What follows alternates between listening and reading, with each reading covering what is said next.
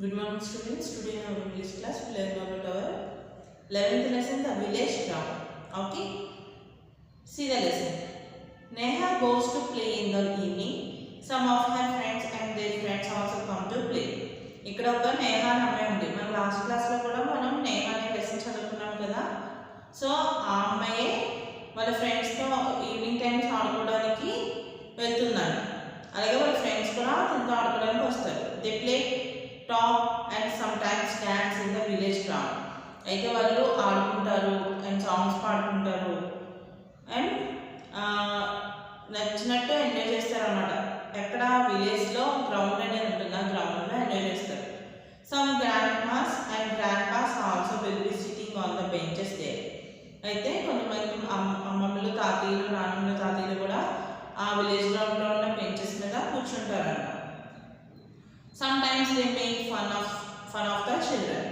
అయితే వాళ్ళు ఒక్కొక్కసారి పిల్లలతో కూడా జోకులు వేస్తూ ఆడుకుంటూ ఉంటారు అనమాట ఆ ఓల్డ్ పీపుల్ కూడా.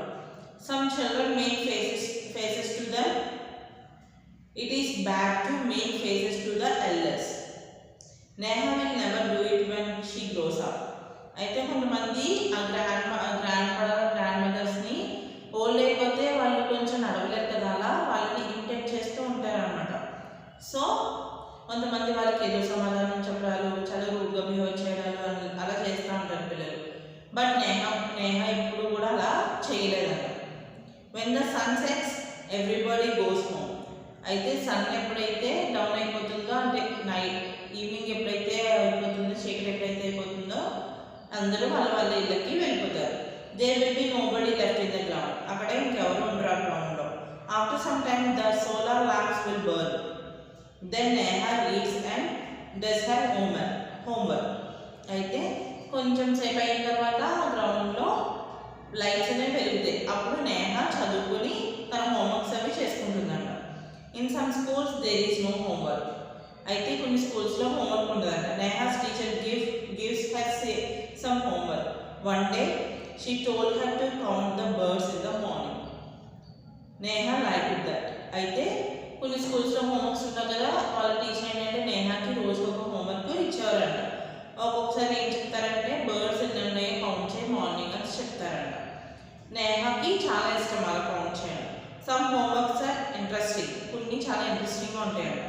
Neha's neighbours Rishan, didi also likes to do such homeworks. అయితే నేహా యొక్క నైబర్ నిషాన్ దీది కూడా ఆవిడ చెప్పే వాళ్ళ టీచర్ చెప్పే హోంవర్క్స్ చేయడానికి చాలా ఇష్టపడుతుందంట. She is in study 4th of the same school. అయితే తను కూడా రిషి దీది కూడా సేమ్ స్కూల్, నేహా చదివే స్కూల్లో 4th క్లాస్ చదువుతారంట. Neha goes to school with Rishan didi. They walk to school. All the children of Nanapur talk and walk to school. అయితే నేహా వాళ్ళ నైబర్ నిషా దీది కూడా స్కూల్కి నడుచుకుని వెళ్తారంట. అండ్ అప్పుడు ఉండే మిగిలిన అందరు చిల్డ్రన్, నానాపూర్లో ఉండే చిల్డ్రన్స్ అందరూ కూడా, నానాపూర్ అంటే వాళ్ళు ఉండే ఊరు, అక్కడ ఉండే పిల్లలందరూ కూడా మాట్లాడుకుంటూ మెల్లిగా నడుచుకుంటూ స్కూల్కి వెళ్తారు. Neha likes them all. Neha వాళ్ళందరినీ చాలా ఇష్టపడుతుంది.